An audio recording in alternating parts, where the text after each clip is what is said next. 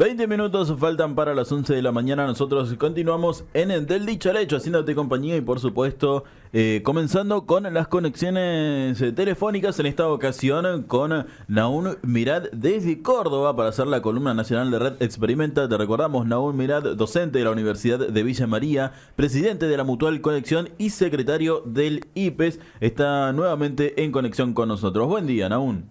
Hola, buenos días, ¿cómo están? Un gusto escucharlos nuevamente. Bueno, buen día, Naún, ¿cómo te va? Hugo, un gusto. ¿Cómo andás? Un gustazo escucharte. Bueno, acá estamos en una mañana nublada cordobesa. Ajá. Pero bueno. Nosotros también estamos así con un día, ayer un poco de lluvia, hoy neblinas. El fin de semana estuvo así, estuvo muy, sí. Mucha nube, llovió de a ratos. Le erraron bastante los pronósticos, ¿no? Porque Sí. se decía que iba a haber alrededor de 30 grados y no anduvimos cerca. ni cerca. Y bueno, los pronósticos siempre... Por ahí falla. Puede fallar, dijo Tuzán. Bueno, ¿de qué vamos a charlar hoy, Naún? Bueno, vamos a entrarle a un tema que tiene sus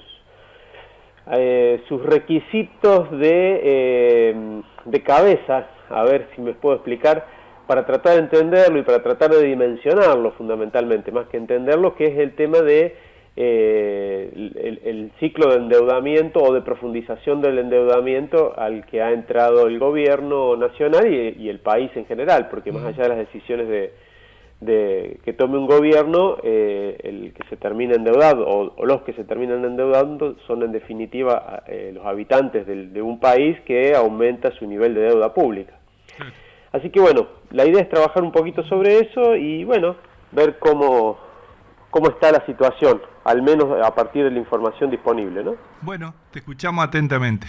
Bueno, estuvimos escribiendo unas notas sobre este tema que salieron publicados en algunos diarios, así que voy a remitirme un poco a esa nota, pero bueno, es información que está sacada de distintos lugares.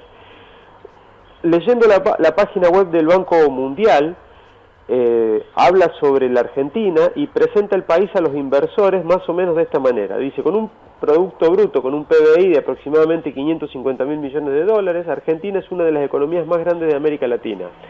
El país está en proceso de una profunda transformación económica que promueve un desarrollo sostenible con inclusión social e inserción en la economía global. Me detengo en esta última idea, la inserción en la economía global.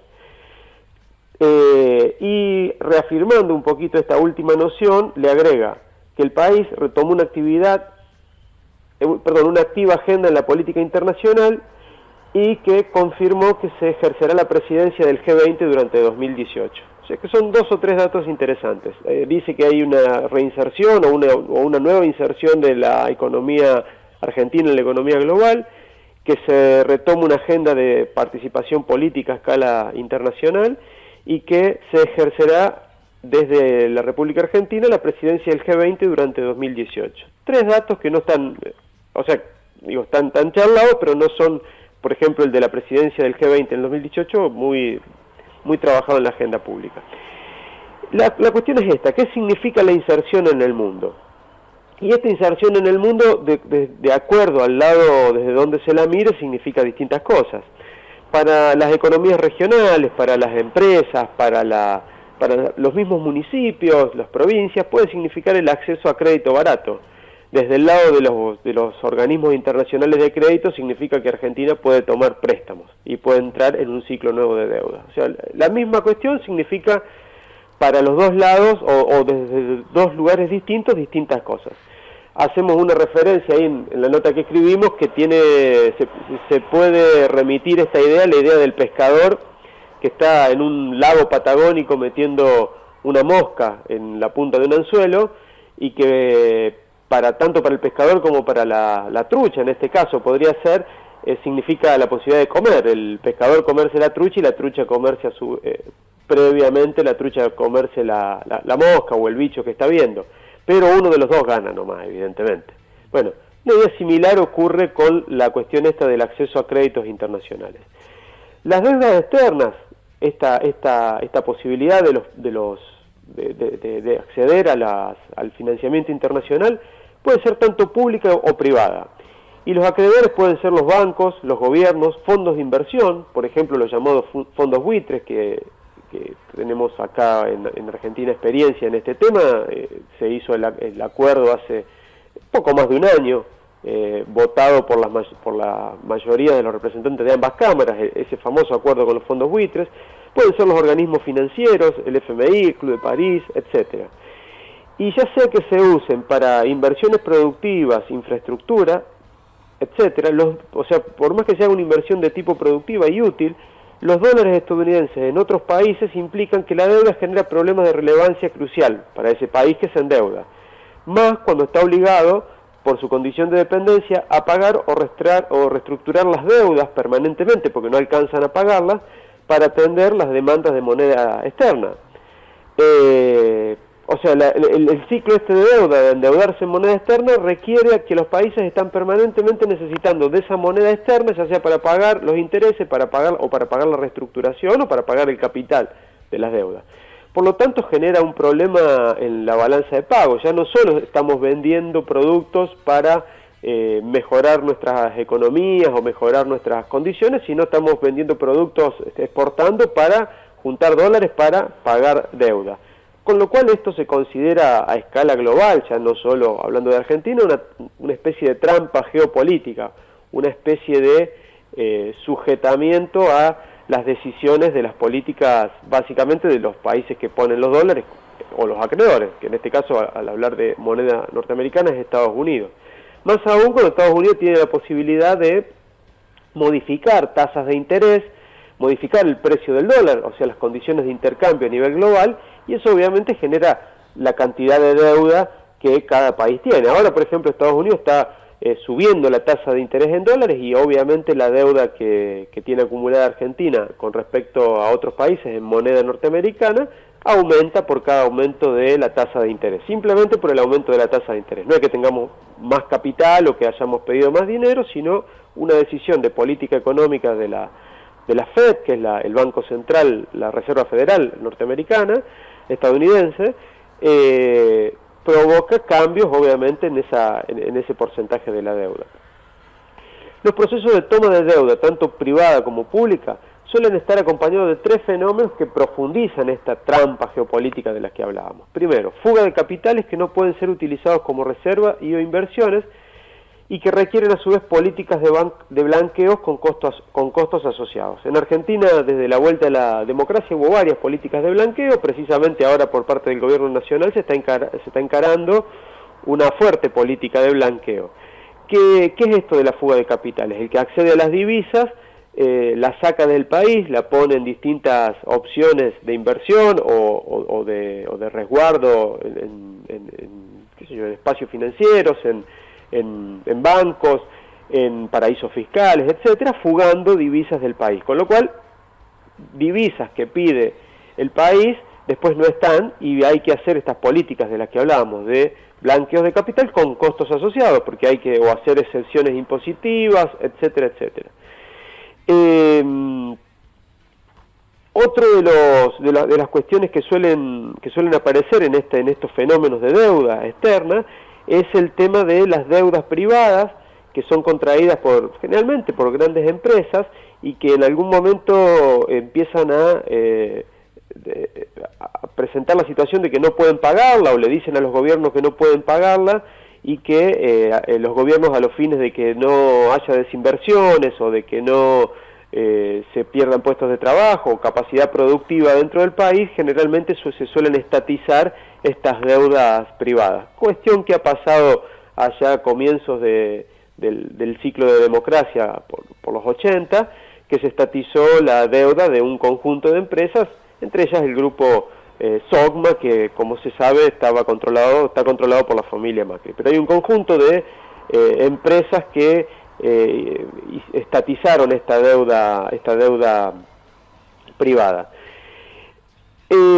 Obviamente que los actores que fugan, que se favorecen con los tipos de cambio, por ejemplo ante una devaluación, que adquieren capacidad para exportar porque exportan en dólares y les sirve después eso a la hora de enfrentarse al mercado interno con ese dinero, o las deudas estatizadas. Digo, aquellos actores que hacen este tipo de cosas obviamente se sacan la lotería con un gobierno que precisamente adquiere deuda, ¿no es cierto? Digo, son los grandes ganadores de estas situaciones. Y el programa que pone Mauricio Macri sobre la mesa, el programa de gobierno, precisamente hablábamos hace un par de semanas de lo que fue la presentación en la apertura de las sesiones legislativas, es básicamente un programa basado en la deuda. Dice, gracias a la confianza que generamos, el año pasado salimos del default, que nos aisló durante 15 años, eso nos permitió incorporarnos al mundo y tener credibilidad internacional. Hoy el país se financia en el mercado a tasas menores, el crédito comienza a fluir para las familias y empresas.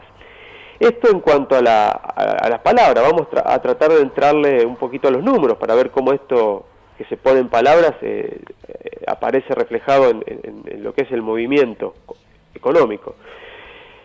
La balanza de pagos del INDEC del cuarto trimestre del 2015, estábamos hablando del final de la gestión de Cristina Fernández de Kirchner, indicaba que la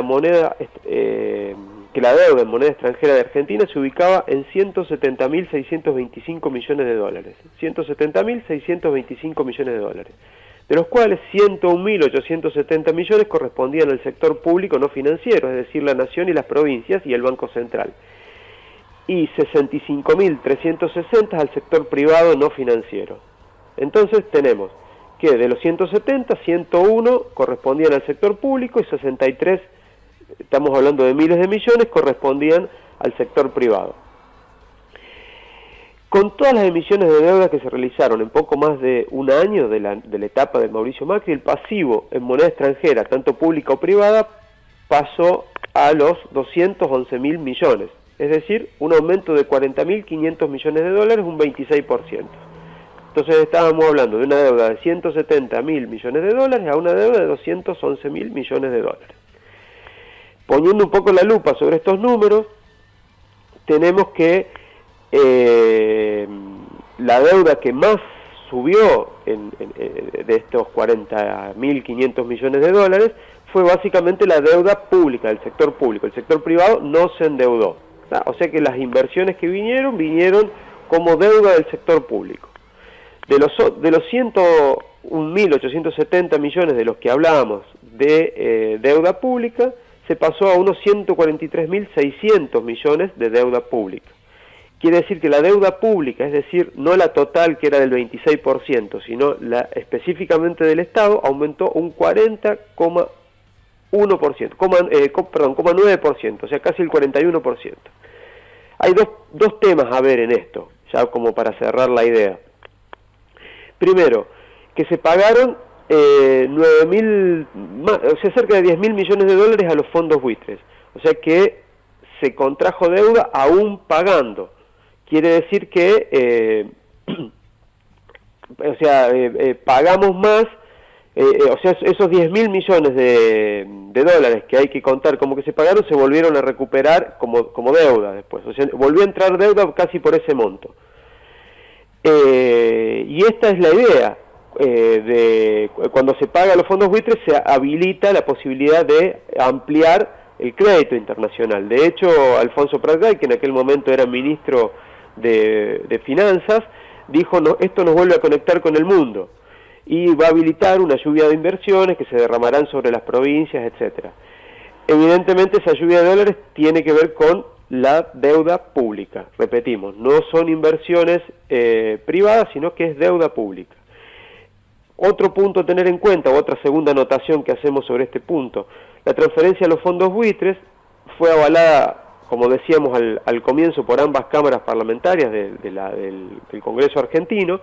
Se hizo de manera directa desde los mismos bancos que participaron en esos días de la emisión de bonos por 16.250 millones de dólares. Estamos hablando de deuda, ¿no? que es parte de la deuda de los 40.500 millones de dólares que se incrementó la deuda. O sea, cuando se pagó a los buitres, en esos días se emitió una deuda de 16.250 millones de dólares. Que como dato anexo y como dato para tener en cuenta la dimensión del asunto, es la colocación de deuda más grande de la historia de un país emergente. O sea, en un solo bono hicimos la colocación de deuda más grande de la historia de cualquier país emergente a nivel global. Es decir, en un año y pico ha aumentado el 26% de la deuda extranjera total, la deuda del Estado Nacional ha aumentado en un 41%. Cada uno de los argentinos debemos en la actualidad $3.500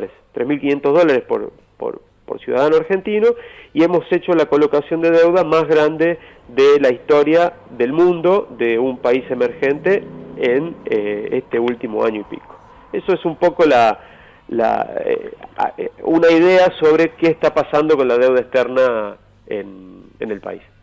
Naún, un poco para completar lo que vos decís, los otros días cuando estuvo Andrés Pizarro acá, charlaba en su charla, también dedicó una parte importante a esto que vos estás planteando, al endeudamiento argentino y también a la fuga de capitales.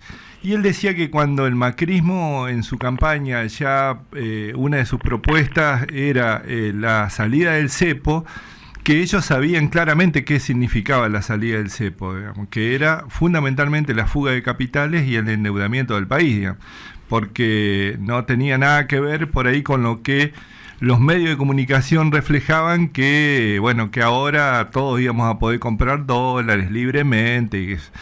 Entonces decía que ellos casi desesperadamente intentaban de decir esto, digamos, de que la salida del cepo iba a llevar por este camino. Y que bueno, también contando con los pocos medios de comunicación que se tenía en ese momento, prácticamente ninguno se enteró. Pero también el otro, beta, si vos querés, de análisis, es cómo por ahí los medios de comunicación masivos logran instalar un tema que lo terminan defendiendo los sectores populares, que termina yendo en contra de ellos mismos, como fue la salida del cepo, digamos, que ha traído un enorme perjuicio, porque también él planteaba que casi el mismo número de endeudamiento coincide con la fuga de capitales. Sí, o sea, claro, que la fuga de capitales la están sosteniendo con el endeudamiento externo en dólares, que bueno, que es una rueda que lamentablemente nunca termina bien, digamos, porque en algún momento...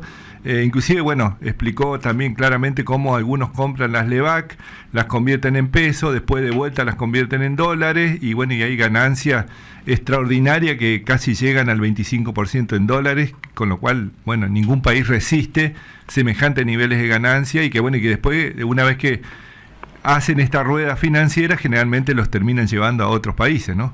Sí, claro, y después, acuérdense que está vigente este mecanismo de blanqueo, por el cual hay excepciones impositivas muy interesantes, con lo cual el que fuga después puede blanquearlo ganando por el mismo mecanismo, ¿no? De fuga y de blanqueo ganando un porcentaje. Así que sí, es una situación de endeudamiento que coloca al país en una... hay dos cuestiones acá. Una cuestión es el aumento de deuda que hace que aumente la dependencia estratégica, o desde el punto de vista de la geopolítica, convierte a uno en un país cada vez más periférico.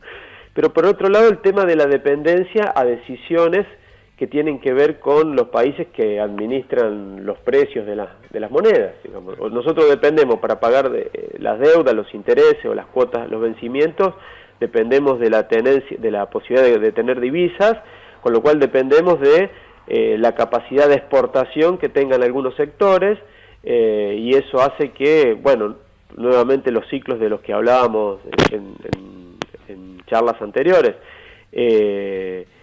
se busca exportar a toda costa sin tener en cuenta, por ejemplo, lo que implica eso en cuanto a impacto en el mercado interno, en el desarrollo local, regional, etcétera, y ni hablar la capacidad que tienen los países que mueven una tasa de interés, como por ejemplo Estados Unidos, y nos cambian sustancialmente la deuda, ¿no? Claro. Sí, aparte de lo que decía este chico, que también el control cambiario existe en todos los países, ¿no? Porque los dólares generalmente se utilizan para pagar deuda, que hay que pagarlo en dólares, y también para el desarrollo de la industria nacional, porque mucho equipamiento y esto se tiene que pagar en dólares. Entonces, fundamentalmente los dólares se usan para el desarrollo de la industria nacional, y cuestión que hoy no solo no está pasando eso, sino que se lo están llevando afuera, con lo cual es un daño terrible. ¿Esto vos cómo ves? ¿Es sostenible a mediano plazo? ¿Vos cómo ves que vaya a terminar esta cuestión? Digo, porque no creo que vaya a haber o vos ves que nuevamente va a haber que tener un cepo cambiario para que no se terminen llevando los dólares, porque el endeudamiento en algún momento tendrá un límite, me parece. Sí, hay algunos debates que están teniendo distintos analistas, fundamentalmente analistas que son pro endeudamiento, ¿no? Y que no ven otra posibilidad de países como el nuestro, o básicamente en nuestro país, de armar una economía sin un fuerte endeudamiento, no ven la posibilidad. Entonces lo que analizan es que hoy decíamos que aproximadamente es el 26% del PBI el porcentaje de deuda, que un país como Argentina podría estar bancando, por decir de alguna forma, un endeudamiento de un 40% de su Producto Bruto Interno. El tema es que hay 2 o 3 cuestiones que ver. Con un endeudamiento de ese tipo, el Producto Bruto Interno obviamente cae, porque se concentra la producción sobre determinados bienes con mucha capacidad de ser exportados y comercializados en un mercado, en un comercio internacional, que a su vez tiene algunas complicaciones.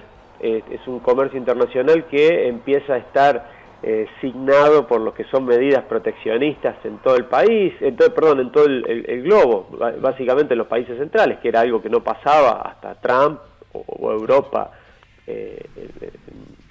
ahora en los últimos años. Bueno, ahora el tema del proteccionismo se vuelve muy fuerte, porque se dan cuenta que las empresas de bandera o las empresas con anclaje territorial generan trabajo y son las que permiten sostener hacer sustentable los propios países, con lo cual empiezan a aparecer ese libre comercio que parecía que fluía y que eso iba para adelante. Nomás cambió esa lógica, o está cambiando, con lo cual, lo que decíamos, un endeudamiento del 40% del PBI implica una pérdida de la capacidad productiva, porque hay que seleccionar determinadas mercancías muy complementarias, o determinados productos muy complementarios con las economías globales y sus mecanismos de proteccionismo, y además, como son muy complementarios, tienen bajo valor agregado y capacidad valor agregado vinculado al desarrollo humano, al desarrollo local, ¿no? Porque pueden tener un alto valor agregado vinculado a determinado componente tecnológico que no implica ni mano de obra, ni que implica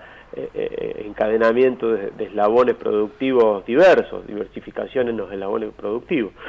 Entonces, ese es un punto. Los que tienen esta visión sostienen que aún se puede profundizar el endeudamiento, y nosotros, y la postura, al menos que tengo yo, y creo que coincidimos con varias personas que solemos mirar este tipo de fenómenos, y la economía la miramos desde un costado o más social o más desde la perspectiva del desarrollo local, sabemos que cada peso de endeudamiento en realidad va en contra del bienestar de la población, ¿no? Totalmente. Bueno, Naúl, no sé si tenés algo más que quieras agregar. La semana que viene, en todo caso, si volvemos a conectarnos, sí, totalmente. me parece adecuado cómo venimos trabajando las columnas, vamos a afinar un poquito la puntería sobre este tema, vamos a poner algunos detalles más, y vamos a trabajar algunas de las cosas que estuvimos en esta charla informal posterior a la columna que estuvimos avanzando. Vamos a trabajar un poquito sobre esto, cómo van cambiando las condiciones sociales y las variables sociales en la medida que va aumentando el endeudamiento. Vamos a trabajar un poquito sobre eso. Bueno, para todos los que quieran escuchar nuevamente o ver la columna, está en nuestra página, ¿no? En Red Experimenta. Ahí pueden encontrar todas las columnas de nuestro programa. Así que, te despedimos, te damos las gracias por haber estado, y nos comunicamos lunes, si Dios quiere, nuevamente. Listo. Un fuerte abrazo, entonces. Muchísimas gracias. Un abrazo. Chao. Ahí pasaba entonces la columna de Naúl Mirad, quien es docente de la Universidad de Villa María, presidente de la Mutual Conexión y secretario del IPES, y que comparte con nosotros la columna nacional de Red Experimenta. Te doy un buen consejo. No te alejes demasiado. Ya estamos nuevamente con vos.